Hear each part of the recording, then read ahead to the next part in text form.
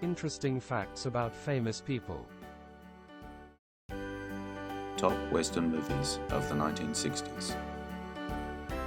The 1960s was one of the last great decades for the classic Western genre, complete with cowboys, gunfights, famous and less than famous actors. The genre will forever be there in renown and memory. For over a century, we have watched these classic movies from the well-known actors like Clint Eastwood and John Wayne, and brilliant directors like John Ford and Burt Kennedy. Comedic, full of action.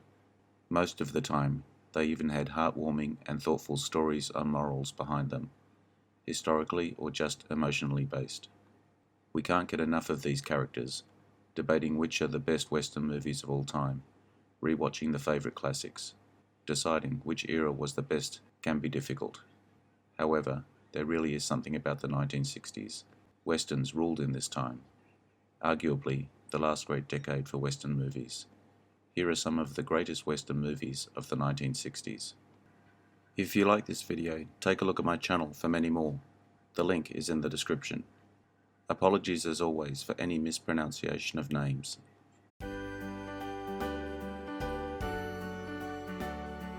Hombre, 1967. John Russell, Paul Newman, disdained by his respectable fellow stagecoach passengers because he was raised by Native Americans, becomes their only hope for survival when they are set upon by outlaws. Starring Paul Newman, Frederick March, Richard Boone, and Diane Cilento. Steve McQueen was offered the role of John Russell, but turned it down because it reminded him of Melody Bachelor, in which he played a half-Indian. After the release of this film, McQueen said it was one of Paul Newman's best roles.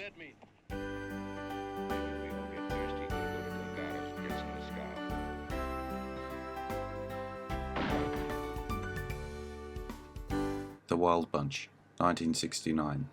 An aging group of outlaws look for one last big score as the traditional American West is disappearing around them. Starring William Holden, Ernest Borgnine, Robert Ryan, and Edmund O'Brien. Ben Johnson said in an interview that the Mexican women who frolicked with him and Warren Oates in the huge wine vats weren't actresses but prostitutes from a nearby brothel who were hired by Sam Peckinpah so he could tell people that Warner Brothers paid for hookers for his cast.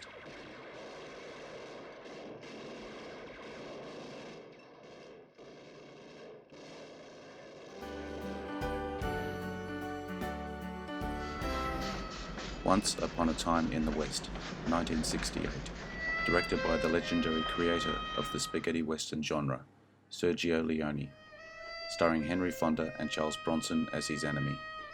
We follow rail baron Morton, who wants a piece of land and sends his helper, Frank, to scare off the owner so that he can claim it. Scaring is one thing, but Frank takes it a step further and kills him instead.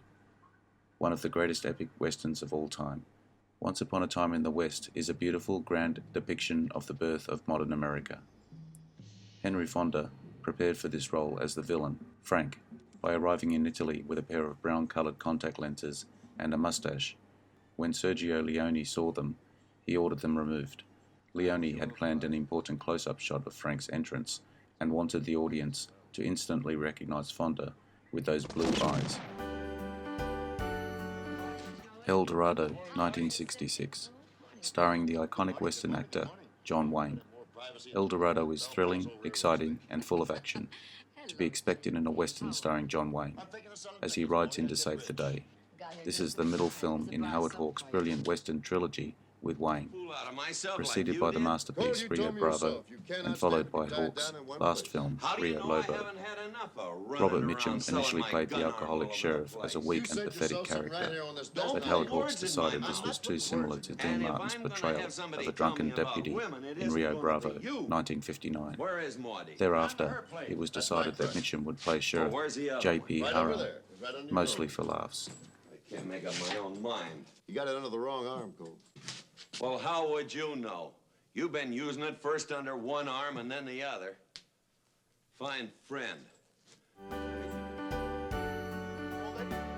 The Magnificent Seven, 1960. A all-star cast including Yul Brynner, Steve McQueen, and Charles Bronson, and one of the most iconic theme songs in movie history. The Magnificent Seven is a classic, Turn that tray a loose around and get remake the of cow. Akira Kurosawa's masterpiece, Seven Samurai. Follows a small village that has been attacked by the outlaw Calvera. In order to protect themselves, 3 Mexican farmers head out to buy some guns, when they are advised to buy professional gunmen instead. They recruit a group of skilled fighters and create a plan on how they can protect their village from being attacked again. Although the film received only mixed reviews, John Sturges got a rave from the one source that really mattered to him. After seeing the picture, Akira Kurosawa was so impressed he sent the American director a ceremonial sword as a gift. The Man Who Shot Liberty Valance, 1962. A senator returns to a western town for the funeral of an old friend and tells the story of his origins, starring James Stewart, John Wayne, Vera Miles, and Lee Marvin. One day, Ford came on the set, and Marvin whistled loudly through his teeth. The crew froze, certain there would be trouble. Instead, Ford just smiled, because he recognized that what Marvin was doing was giving the Admiral's whistle and piping the director on board. Without trying to build a life on it? You talk too much. Think too much. Besides, you didn't kill Liberty Valance.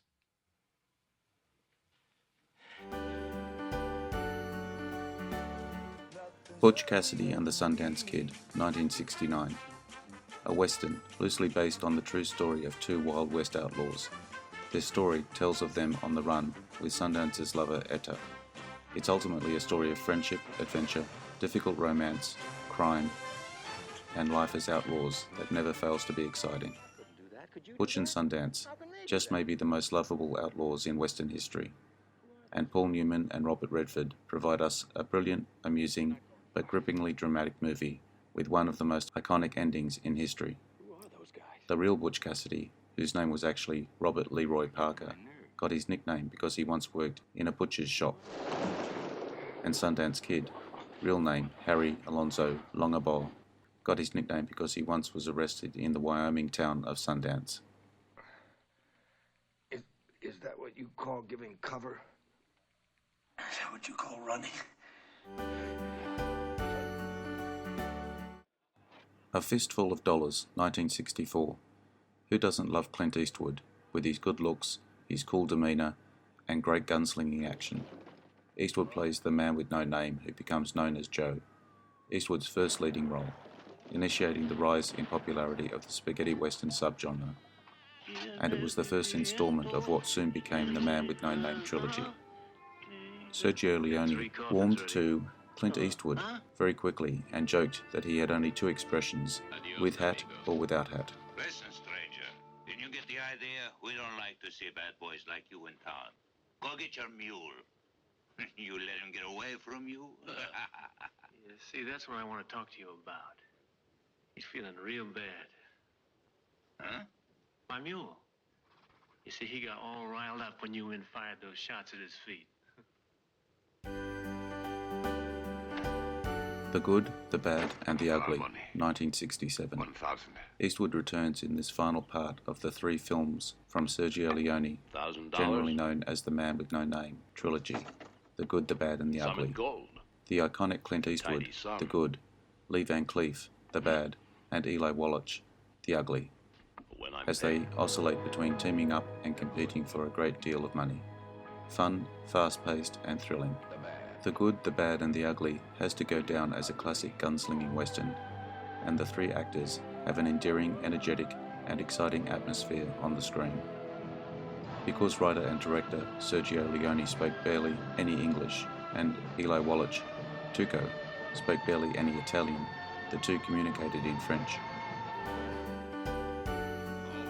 True Grit, 1969, known as one of John Wayne's best westerns, and one which saw him win an Academy Award and a Golden Globe Award for Best Actor. Wayne appeared as Rooster Cogburn, who young Mattie Ross hires after her father's murder. Looking for revenge, Mattie asks Cogburn to help her track down the man who is responsible. Together, they go on a dangerous and action-packed journey to bring justice to Mattie's father. Though Cogburn has eccentric techniques of hunting someone down, True Grit became a well-known film within the Western genre and is possibly one of Wayne's most recognisable characters. Elvis Presley was considered for the role of LaBeouf, the Texas Ranger. However, Colonel Tom Parker, his manager, insisted that Presley should receive top billing. The part was given to Glenn Campbell instead.